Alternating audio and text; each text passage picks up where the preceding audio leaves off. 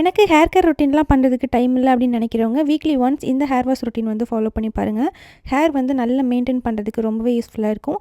இதுக்கு ஒரு பவுலில் நான் 1 டீஸ்பூன் அளவுக்கு கோகோனட் ஆயில், ஆலிவ் ஆயில், அப்புறம் கேஸ்டர் ஆயில் எடுத்துக்கிறேன். அப்புறம் ஒரு 4 to 5 ட்ராப்ஸ் அளவுக்கு ரோஸ்மெரி எசென்ஷியல் ஆயில் வந்து ஆட் பண்ணிக்கிறேன். இதை நல்லா லைட்டாக வார்ம் பண்ணி எடுத்துட்டு, ஹேர் நல்லா சிக்கு எடுத்துட்டு ஹேர் ஃபுல்லாக அப்ளை பண்ணி மைல்டாக ஒரு மசாஜ் கொடுத்துக்கலாம். ஹேர் ஃபால் அப்படிங்கிறது எல்லாருக்குமே இருக்கும். நம்ம மெயின்டெயின் பண்ணும்போது அதை கொஞ்சம் வந்து கண்ட்ரோல் பண்ண முடியும். நான் அதிகமாக எனக்கு ஹேர் ஃபால் ஆகும்போது இந்த மாதிரி ரொட்டீன் தான் வந்து ஃபாலோ பண்ணுவேன். ஒரு 5 மினிட்ஸ் நல்லா மசாஜ் கொடுத்ததுக்கப்புறம் நான் ஓவர் நைட் வந்து சோக் பண்ண போகிறேன். உங்களுக்கு அந்த எசென்ஷியல் ஆயில் ஸ்மெல்லாம் வந்து பிடிக்காது அப்படின்னா 1 ஹவர் வந்து சோக் பண்ணால் போதும். அதுக்கப்புறம் நான் ஓவர் நைட் வந்து இந்த வெந்தயம், உளுந்து இது 2யும் நான் ஈக்குவல் லெவலில் எடுத்துகிட்டு ஊற வச்சுருக்கேன். அந்த ஹேர் மாஸ்க் தான் மறுநாள் வந்து போட போகிறேன். இதை நல்லா நைஸ் பேஸ்ட்டாக வந்து அரைச்சி எடுத்துக்கிறேன். இந்த ஹேர் மாஸ்க் நம்ம ஹேரில் நல்ல நேச்சுரல் கண்டிஷனர் மாதிரி ஒர்க் ஆகும். ஹேர் வந்து பார்க்கறதுக்கு ஹெல்த்தி லுக்கிங்கில் இருக்கும்.